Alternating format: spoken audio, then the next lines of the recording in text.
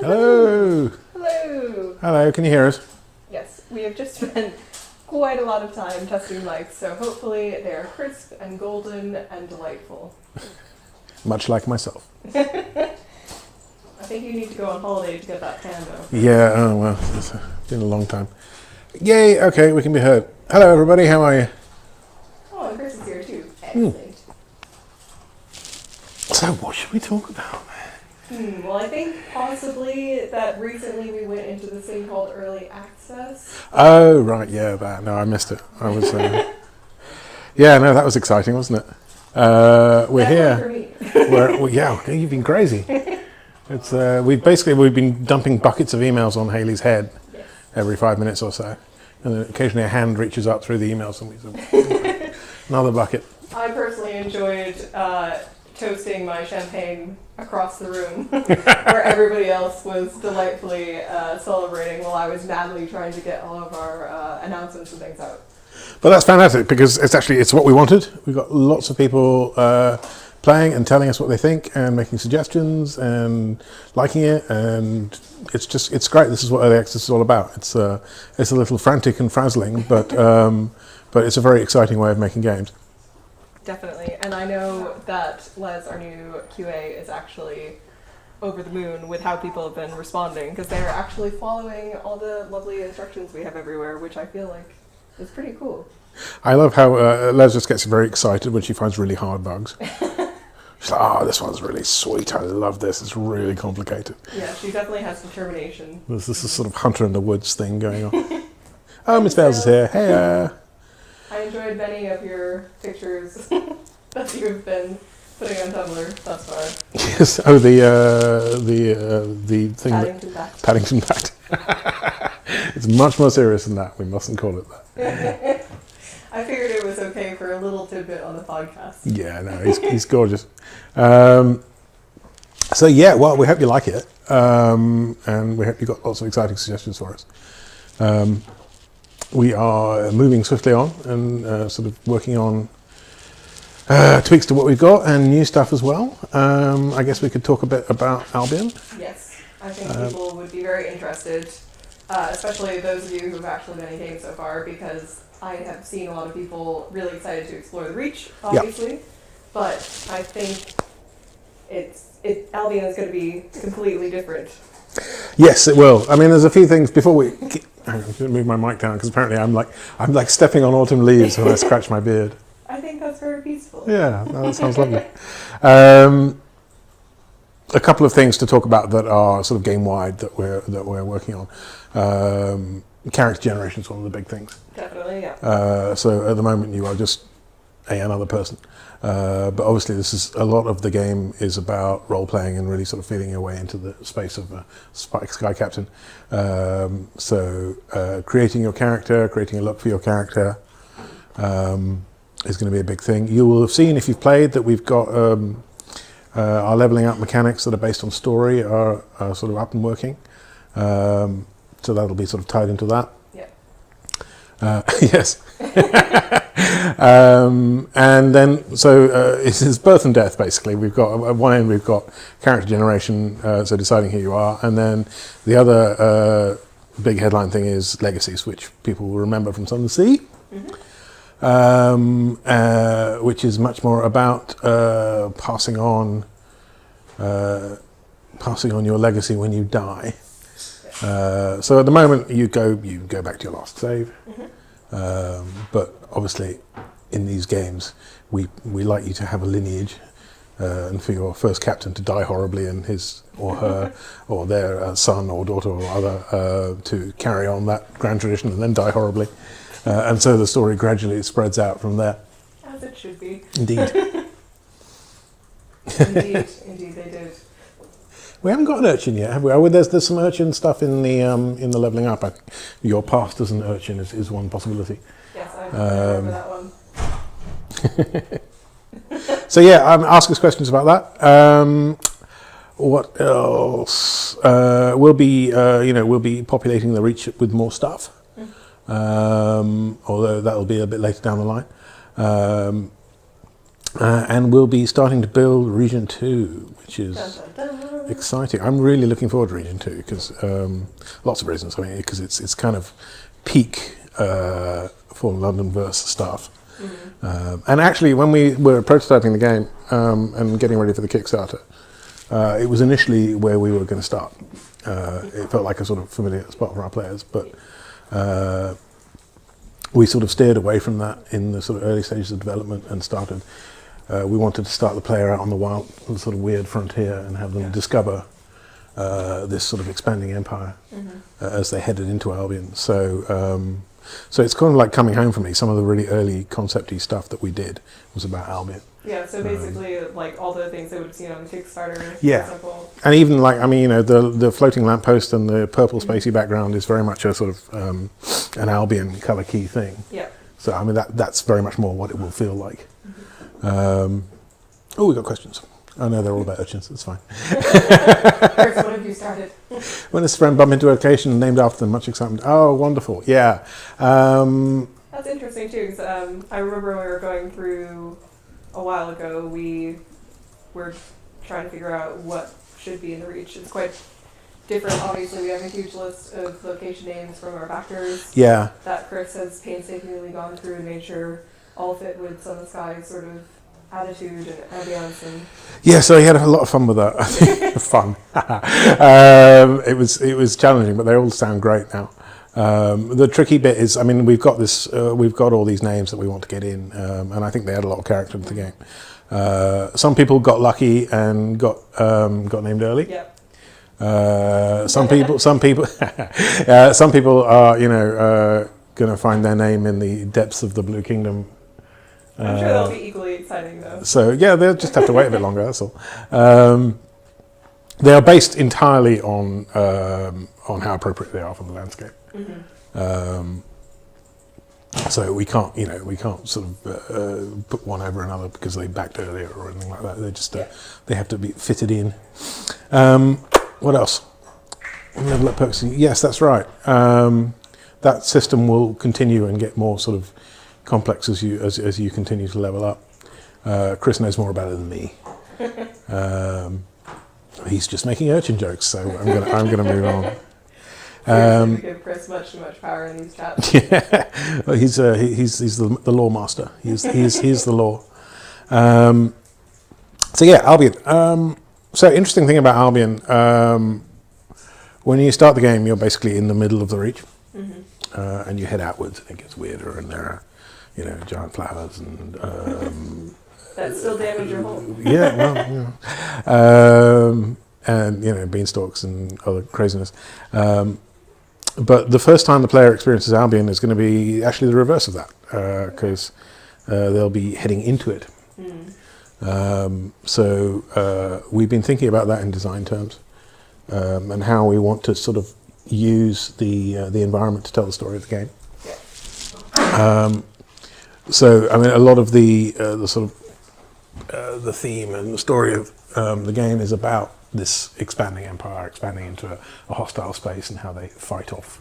And you know, just with that sort of go-getting Victorian, let's put wrought iron over everything and kill everything, and you know, stuff it and mount it on a shelf. And we haven't been able to do too much of that in the Reach because it's kind of on the edge of where this is happening. But the idea with the journey into Albion is that as you get towards the centre of the region, you will gradually see more and more of this. Yeah. It'll start out as a sort of spacey wasteland, and you'll sort of see heavier and heavier technology as you come towards in, and more signs of the Empire's influence, particularly in the sort of mining and refining of ores, which is a big lore thing that I can't talk too much about, but it's very important. And then as you get towards the centre, you have the capital city of London itself, and various other things. So it will be a sort of a journey towards technology, and hopefully sort of increasingly sinister. Yes. I think because of the sort of the nature of Fallen London, where for everything dark there's something whimsical, and vice versa. I think the establishment, as it were, in Fallen London is sort of seen as this eternal thing, and you quite often worked for them in Sun the Sea and became sometimes part of them in Fallen London. But I think they'll have a darker tone in this one. And this is another reason for us starting out in the sort of the Badlands, so that you can see how people get on and live, and then see the influence that is gradually affecting them. One of the early missions we have in the game is the horologist, I think it is, who is an envoy from Albion. Who's this very neat, sort of vaguely sinister figure who insists on fixing your ship's clock, and sort of purses her lips when you say you don't like Queen Victoria much, and so on and so forth. Right. So she's the sort of first sign of this this monumental empire stroke tyranny that you sort of gradually head towards. I don't know how much I can talk about individual ports, but we've been looking at one of the work worlds this week, which is where hours are refined. I don't know, Chris, you do stop me if I'm saying too much. Oh, cheers, fine. Well, that's easy then. All right, cool. So, the secret of the game. The other one I've been working on, which is my personal favourite, which is Woolbury Juxtamare. I don't know if I'm pronouncing that right. Well, I certainly can't help you there, because when I saw it spelled out, I just gave up. Well, the initial pitch for this was Dark Brighton, which is like my favourite pitch in the entire game. Chris saying I don't tell you the actual secrets anyway. Very clever. Right, well, I don't read the content, so I guess I'll never find it. No, I'm kidding, I do. Woolbury Juxtamare. Yes, Dark Brighton. Right. So this is the Victorian holiday resort, where so there's a sea of fog, and where Victorians with a bit of money to spend pop off and ride on donkeys and play coconut shies and still drink their hot tea in the middle of yes, and complain about the weather and so on. I love fading seaside towns. I think they have this sort of wonderful sinister romance, and they're really pushing that in the content to. And again, I may be delving too much into secrets here.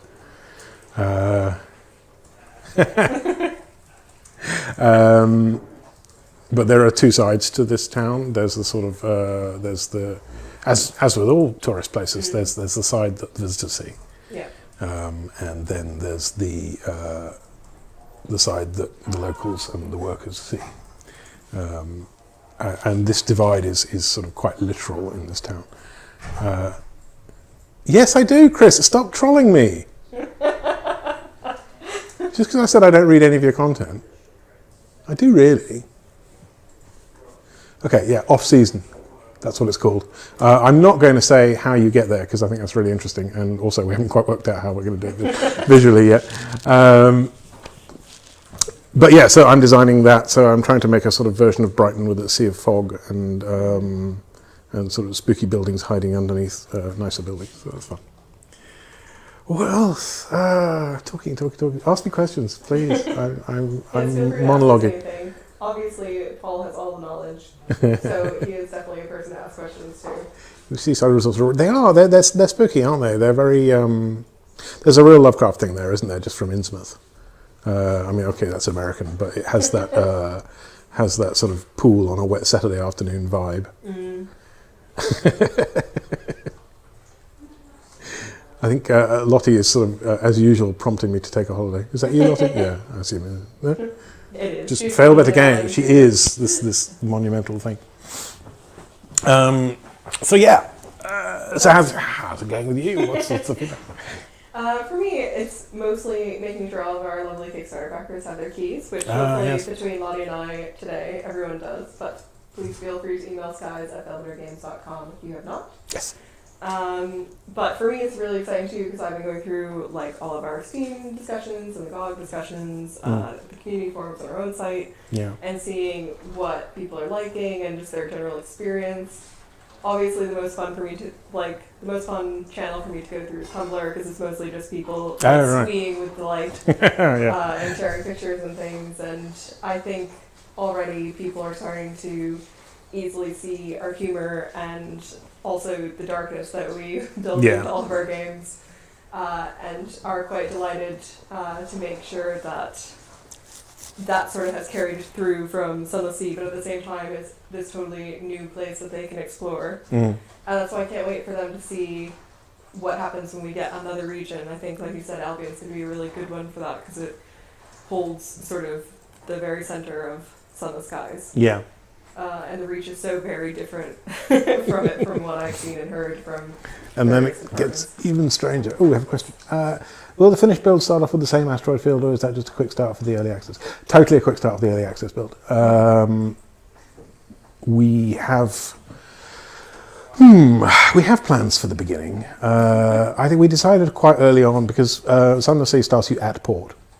You're at Fallen London, and you have like a whole bunch of stories you can play, and you can check out your history and go shopping and so on and so forth. We wanted to get the experience of flying around front and center right off the bat, and I think whatever our actual opening will be, and there'll be sort of elements of story to it, which aren't sort of. Which will be sort of related to the ambitions and so on, I think. Yeah. But it'll be in space finding somewhere to land, and probably having a fight or two as well, because I think it's things to know. Well, yeah, you need to know that you're in danger of death at any moment. Ooh, you see now Chris is feeding me softballs. Well, it's interesting. You should ask that, Chris, actually. Colour. So, again, this is sort of a step forward from Sunless Sea, which was a teal game, which is great. I mean, I'm not complaining about that. It's under the ocean. It's what we had, and it actually felt quite unified, which was great because I was really learning how to make it. As we went along, how to draw it, and the fact that we had this sort of fairly consistent lighting scheme and that everything was really dark helped to make things feel like they were part of it. But with Skies, we wanted to sort of bring some colour into it, and the minute you start bringing colour into it, you start setting mood, and then colours start clashing against each other, and it's all very complicated. So we have a sort of colour hierarchy, I guess, where each of the 4 regions has a sort of dominant colour palette. And then within that, the sort of inner, outer, central sections have their own sort of colour schemes. Yes, the Reach is very green. Green is the Reach. But it's nice to break it up a bit. And Maudlin's being purple, actually, green and purple, the Joker. Those are classic complementary pops. So Maudlin's is always a bit like, wow. But yeah, it's sort of, we mess around between green and blue. Port Avon is sort of quite bluish and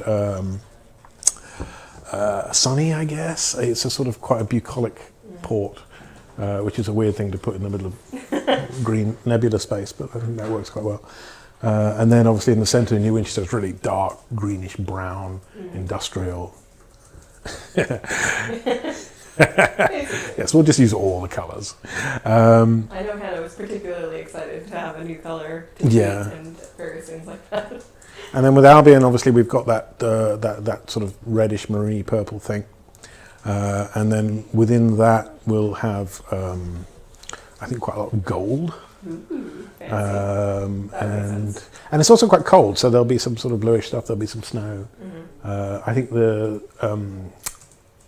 sort of natural features of Albion, of which there are fewer because the Reach is much wilder, but the natural features are going to be a lot drier.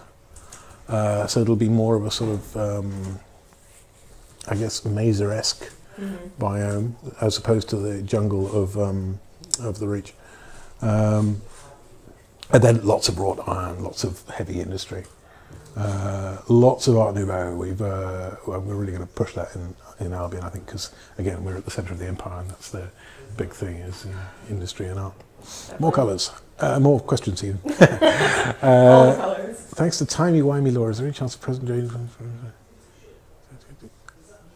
Yeah, okay, let me try that again. Thanks to timey-wimey law, is there any chance of present-day explorers tripping over the ruins of far-out colonies built by their own long-dead descendants? Maybe. Seems like a cool idea. There is quite a lot of timey-wimey lore. I think you'll find, particularly in Albion. How many of the colours are imaginary?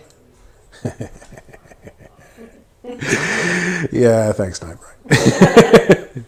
As long-time viewers will know, I spent many fun months on Fallen London and Sun and Sea illustrating 7 imaginary colours.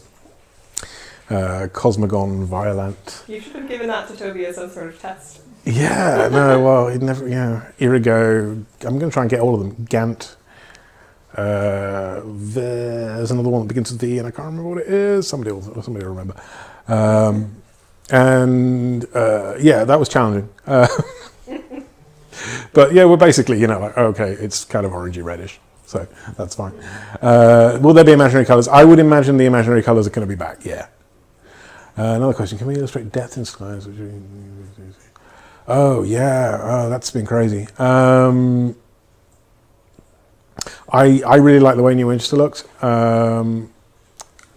because there's actually, in terms of stuff you can run into on the, what we call the interactive layer, the bit you play on, there's actually not that much there, but we wanted this sense of bustle. So there's like 3 or 4 layers underneath it of housing and industry and so on. And then right at the bottom, in a callback to Fallen London, there's silhouettes, which is great, and because they're all buried in the fog, it feels like you're seeing more there than is actually there. So it's really, as you fly over New Winchester and dock for the first time, I think there's this lovely sense of depth that you could fall into. I quite like to get some stuff above the player as well, but it's more complicated to make it read. Every time there's a parallax makes places being I don't understand that question. You don't opportunities to Crystal White's Palace is built up. Is that a content thing? I don't know. It is more of a content thing. I think Chris could jump in if he'd like, but Virik, thank you, Nightbright. I might have known. And Apocyan, that's right. And Pelegin, God, yeah. I was going to say, I haven't seen all of those colours either. Either Gant or Pelegin, one of the two is the colour that remains when all other colours have been taken away, which is just like the best art brief ever. Oh, thank you. Ended up being greyish, I think.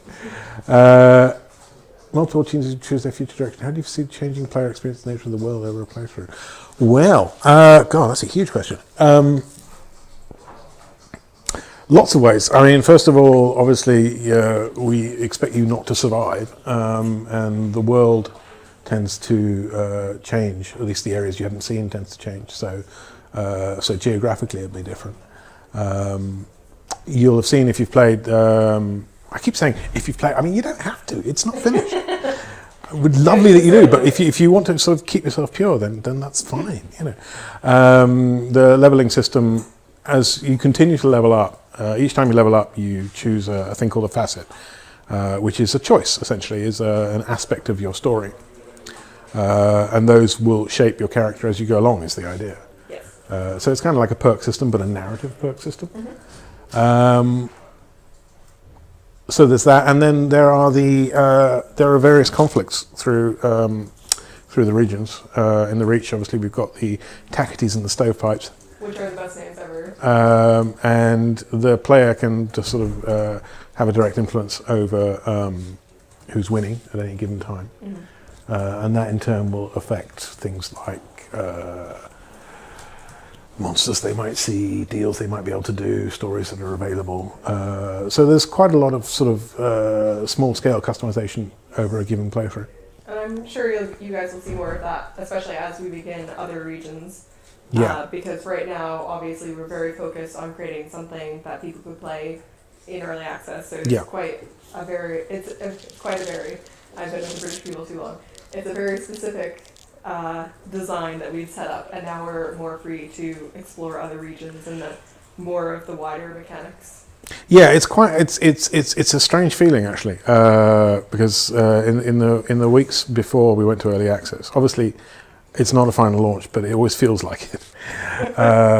So you're doing all the sort of things that you do before a launch, which is frantically polishing this, that, and the other, and fixing that bug. And there's a point where you stop adding new stuff and you just try and fix what's there. And having passed that point, we are now like, ooh, new stuff. So while we're obviously fixing bugs at the same time, we're also now building things without fear of them breaking the build 5 minutes before we go live. Oh god, I almost broke the entire game like a week before release, which was fun.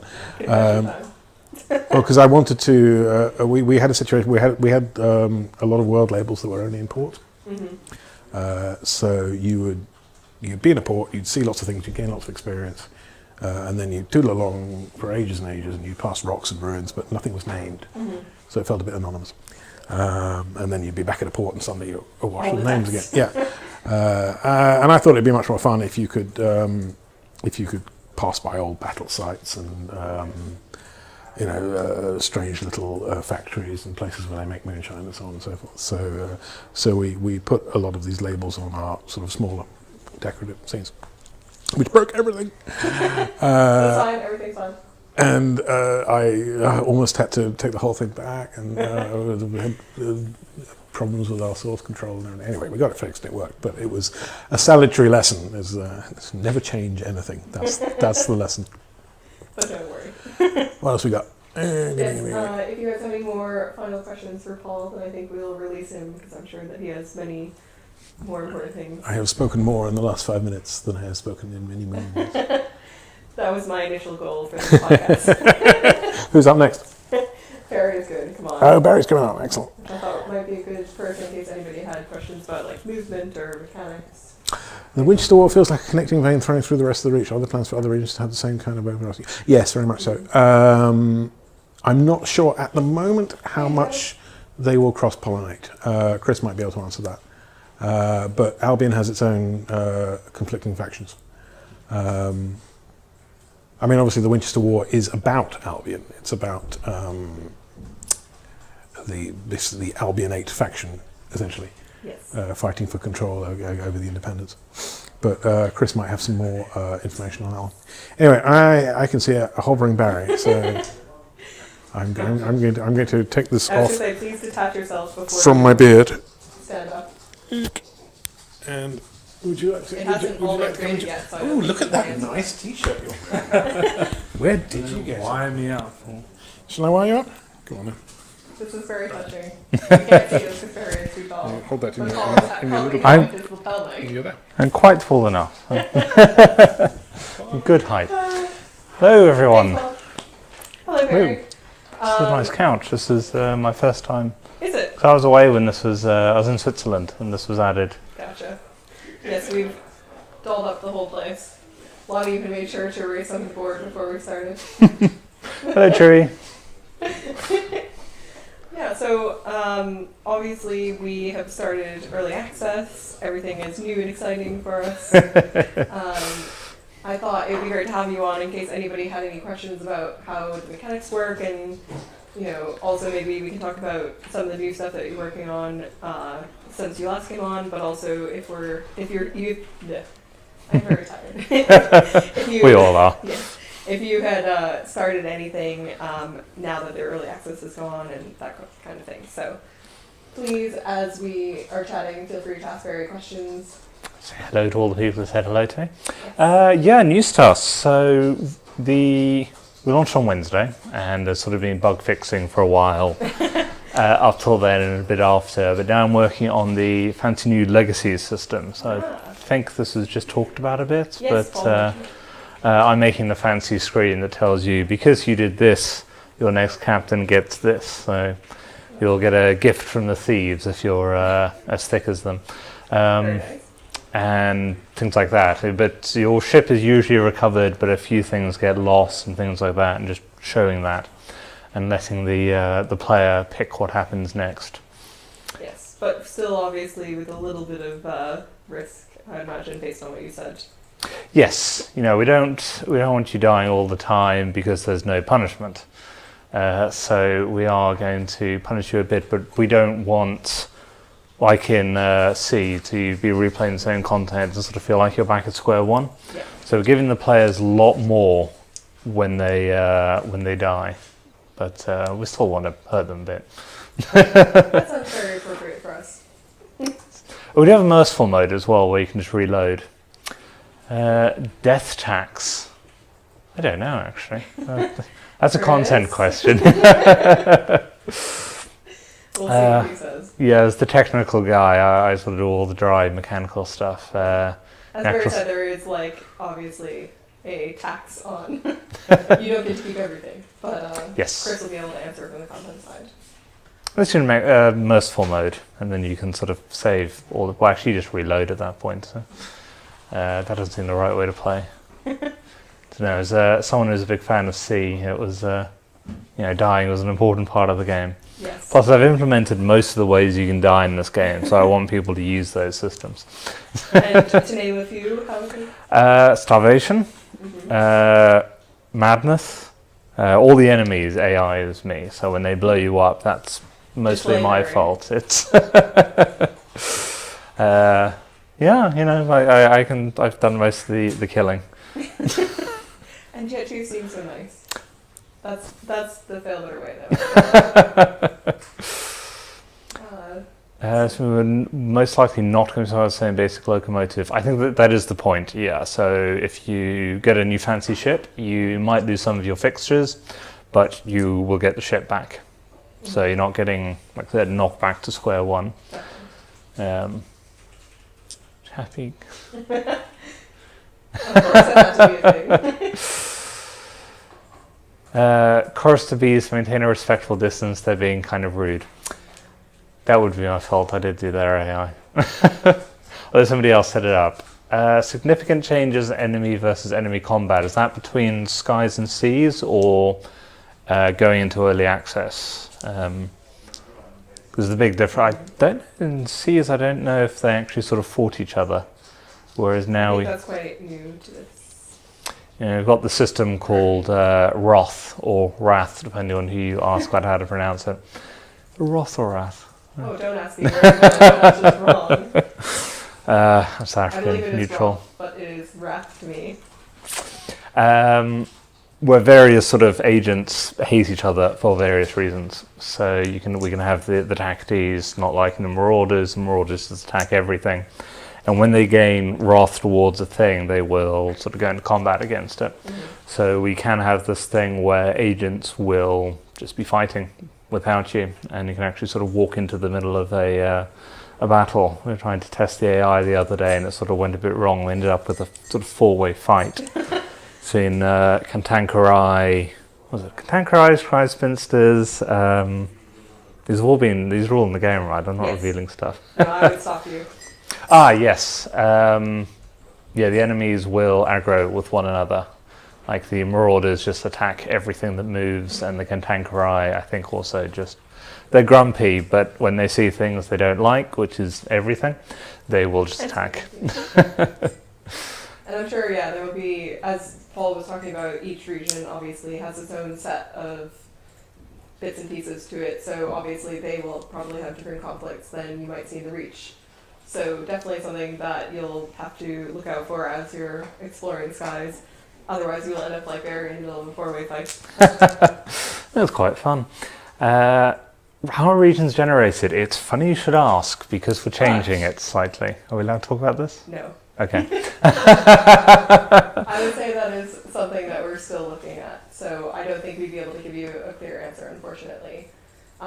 Also, it's just something that we need to test a bit more. It's a lot different, obviously, than Sunless Sea, which, have the same port that you always return to. So it's a huge piece of this game, and we'll get back to you about that later. So it's in flux at the moment. What about friendly, helpful AI? Props to the bees AI. Nice. Can it be friendly, helpful AI? I believe that probably the Wrath is sort of has a set of rules called provocations, and provocations can be tied into qualities.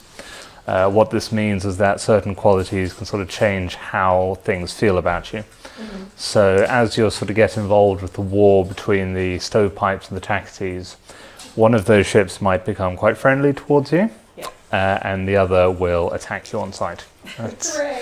So, there will be sort of not everything is trying to kill you. Just most Just of it. most of it, yeah. We kill, steal the dying enemies. Yes, actually.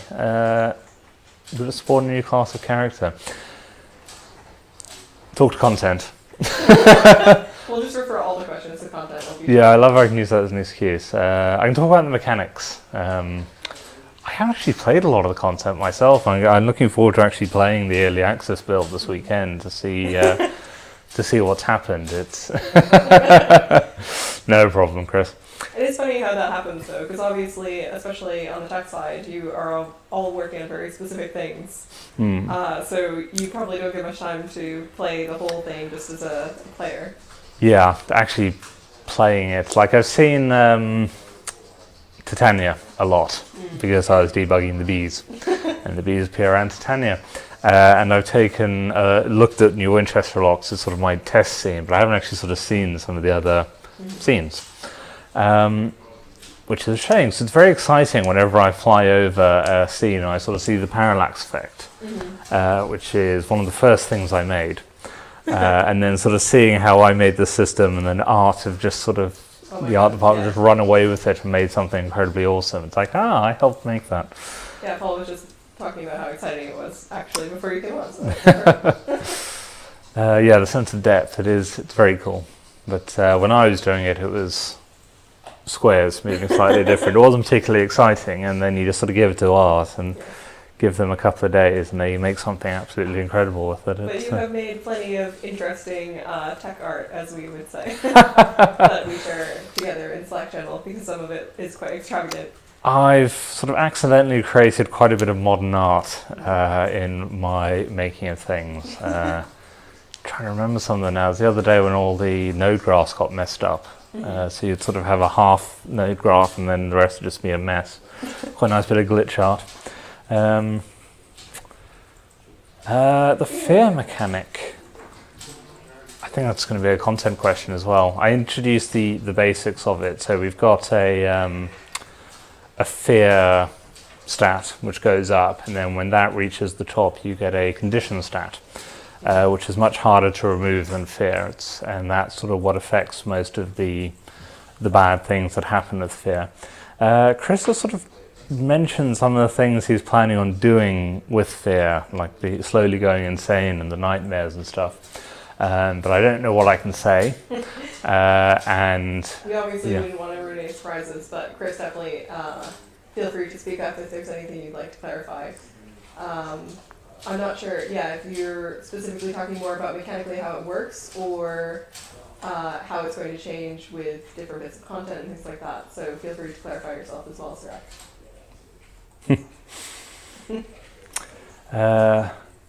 Mechanic you won't be able to use in Sunless. I didn't actually work on Sunless Sea. I'm a newbie, relatively. Been here 2 years. But as a fan of Sunless Sea, there are a few mechanics I am sort of very excited to see in there. It's a little one, but the words appearing over the screen as you fly over things is very cool. You know, a lot of people have said that wasn't in C after they saw it in the trailer. So that's very cool. The parallax system, as I mentioned, it's sort of awesome to see what the artists have done with that. Sort of the combat, I quite like what I've done with the combat, or what we've done with the combat, I should say. I'm not going to take all the credit for the combat. It's okay, you're letting you glare if you're taking too much credit. What's he to call it my baby the other day? Sort of the more physics-based system. Someone who played Cs and spent most of my time running away from fights. So I was going to ask, does that make you like our best locomotive flyer? Like, do you have all the skills? No. No. Les is much better. I was watching some of the videos she had uploaded when she was testing things, and just sort of her dodging shots. Let me tell you, that's not me either. As I tried to record some footage to make GIFs and things, it was useless because I just crashed into everything. I made the other things steer, and I did watch a Reach Marauder, which isn't actually supposed to be a very good driver. sort of slam into walls on the side trying to get through an area. And I thought, oh, that's technically my driving. Nice. And a taxi just sort of slipping through. They're a bit more agile. It's quite nice having the different ships behave differently. Yeah, I'm sure there'll be more. Oh, thank you, T.S. Eliot. Are all weapons do not require ammo? Content. I don't think that's content, but it perhaps is design and not necessarily something that you've touched on yet. Yeah, we haven't talked about weapons that require ammo yet. We've sort of used the heat mechanic as a replacement. 'Cause we don't want people to be not firing, but we don't want them to just sort of slam it, obviously. So the heat mechanic and the cooldown is kind of a way to get a similar effect to ammo without having to worry about more supplies. I don't know about other people. I never use my torpedoes in Cs just because I might need them later. Oh, I'm dead. You're one of those people. Yes, too awesome to use. Felt a lot faster. Yeah, that was sort of one of the things we sort of intended. We wanted sort of ships to be faster and still to give you a sense of scale. So you're traveling faster, but it's still taking you a long time to get to places. So you can sort of see how huge the place is. We also wanted the ship to be sort of much more zippy, much more responsive. For the careening hunk of metal that it is. Well, space is quite a bit different from the sea. Water. I say that. I've never driven a spaceship or a boat, so... You should get right on that. Actually, no, I lie. I have stayed a boat before. It's I'm not... very excited. I thought you were going to say spaceship, but... No, unfortunately, it's quite a way away, space. There's plenty of water around here, though. But yeah, we wanted to be a bit more responsible, a bit more manoeuvrable. So you had the sort of various thrusters kind of shoot to the side and stuff like that.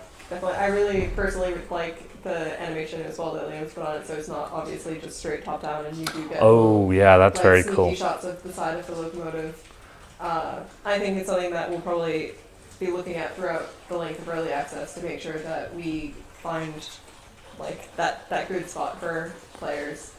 And it's definitely something that we really focus on in all of our games, because I know we spent a lot of time on Sun of the Sea for that same purpose. So. Yeah, that ship parallaxing, that's amazing. That's something Liam added while I was away, actually, and I came up. Wow. In there and it looked so good. That's so much better.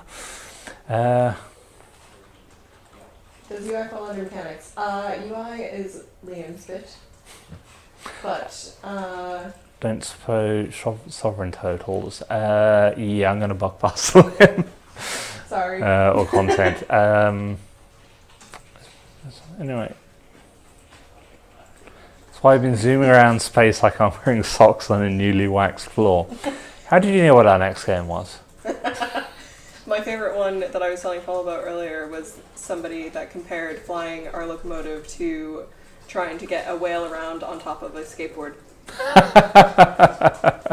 I feel like is fitting because, as we said, it's a huge metal locomotive in space where there's no up or down, and Yeah, if I wanted to be more maneuverable, I also wanted it to feel like a big hunk of metal, which takes a bit of sort of energy to get moving. Cool. It's nice to know that people are enjoying the combat, because my baby. And it's sort of we spent a lot of time on that. It was something people talked about a lot with C, so it's sort of nice to see that people are enjoying it. I know on my side, since I don't often get to work with tech side, one of my favorite bits of the trailer is that the people that have caught the scenes for it managed to get one where you strafe to dodge really quick, and I was like, yes, this is amazing. Yeah, that's cool. Yeah, we need to get some videos of Les playing, because some incredible dodging, just sort of getting closer. So you teased a bit about what you're working on next. I'm trying to think if there's anything else relevant that we could tease. Obviously, we don't want to give too much. And as Barry said, you're going to be working on a lot of bug fixing and stuff presumably, as we... Legacies. Lottie's so helpful. See, I think I'm into the legacies as sort of my next big thing. So this is sort of making sure you can continue when you die. Yes. But not too much. Perfect. I'll just add that to the description for marketing purposes. Yeah, any more questions? Otherwise, we'll all go home and nap. Yes, it's been quite a week. I'm doing it again this month, launching a game at the end of the month. What? My indie project. Am I allowed to talk about that on here? Yeah, you're fine. I got a new project launching at the end of the month, so I just thought, that was so much fun. All this. Absolutely mad. And the convention. Yes. So it's going to be a busy September. We're all going to be in Birmingham. So I'd say Brighton. Getting my B's I mixed wish up. we were in Brighton, but sadly no, it's in Birmingham. My brother's there. It's quite a nice place. Birmingham's nice. So if anyone's coming up to EGX, I'll see you there, or we'll see you there. Very soon my job for me. This is excellent. I totally forgot. Kira earlier today was saying, oh, there's EGX in 2 weeks, and I think I failed. 2 Head to weeks. toe. Well, just a little over 2 weeks. 2, 3.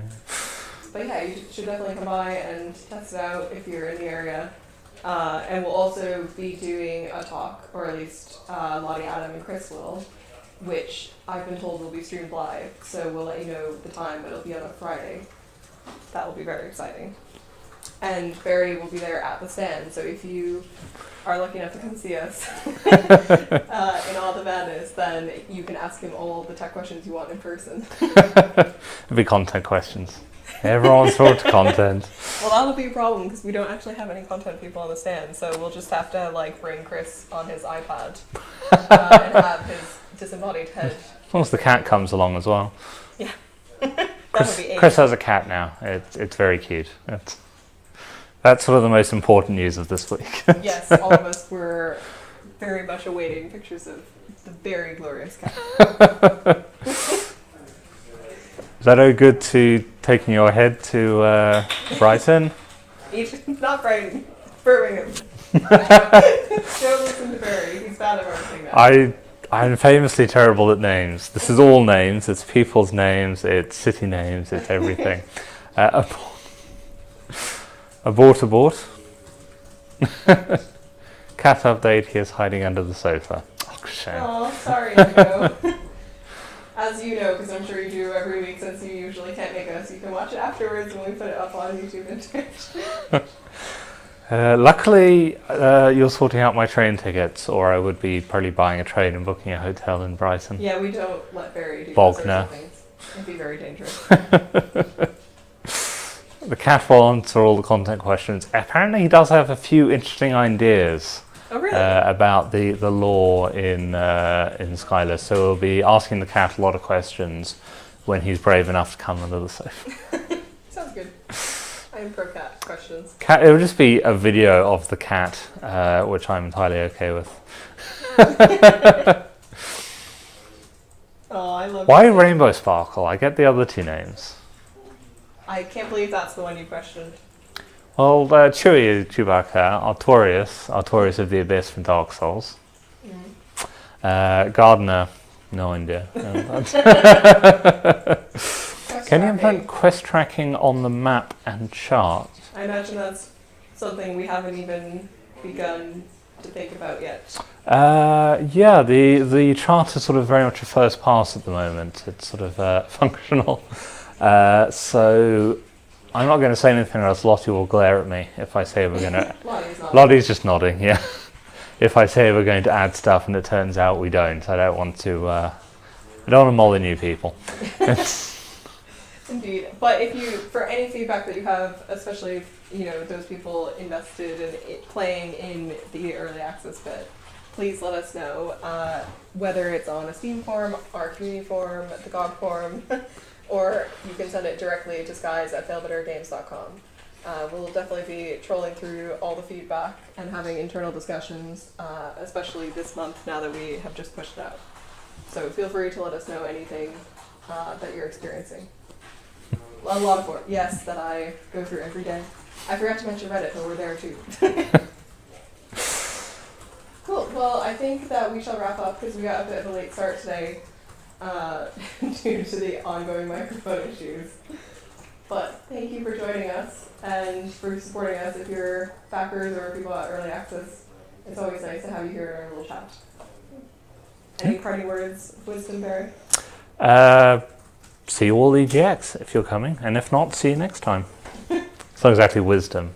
I haven't got wisdom left on a Friday afternoon. No, that one goes too. Ken was always good with the witty endings, but I am very, very tired this week. Plan them out on a Monday when you got energy, and then. I should be. Or just wait till Hannah comes back and then shove her in front of the screen. Alright, thanks for being with us. Lottie will shut us down for now. Enjoy your weekend. Yay! Bye.